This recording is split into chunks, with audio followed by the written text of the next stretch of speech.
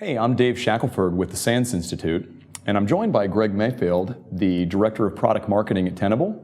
And in this first of 3 short videos, we're going to be discussing a number of areas that are challenging security professionals today in the world of cloud computing. So, thanks for joining, Greg. Great to have you here.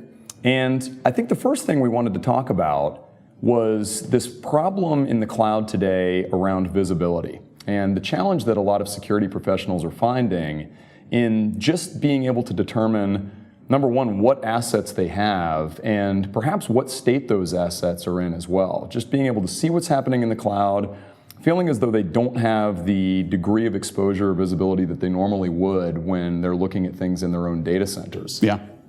Yeah, so it's interesting to think about it from a cloud perspective, but it shouldn't be completely foreign to most folks because the principles still apply.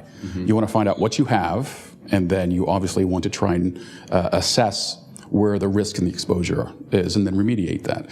So for cloud, the difference is it's just so dynamic.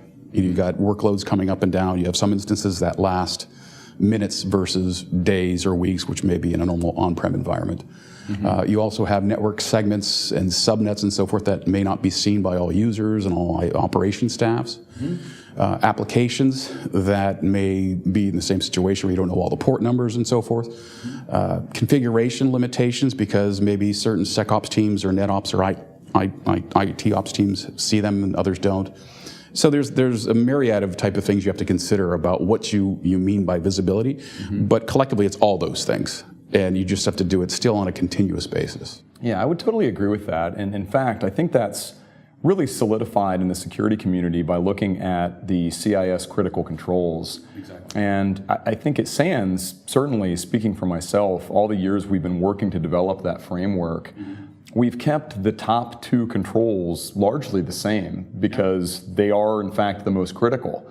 And so when you're looking at critical control number 1, of course, typically you're talking about hardware, which of course in the cloud, there is no hardware, but you can take that for what it is.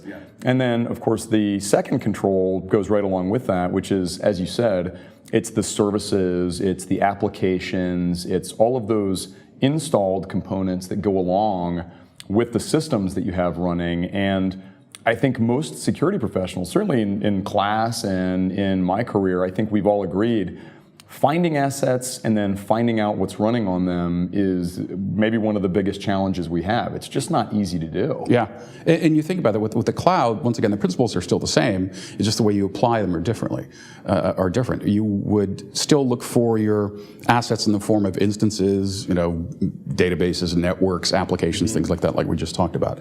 But you would also utilize that in different ways. You could certainly have I think some people call them, or it's referred to as pre-authorized or authorized type of APIs that communicate with the cloud vendors and formally work with their solutions to gather an inventory, if you will.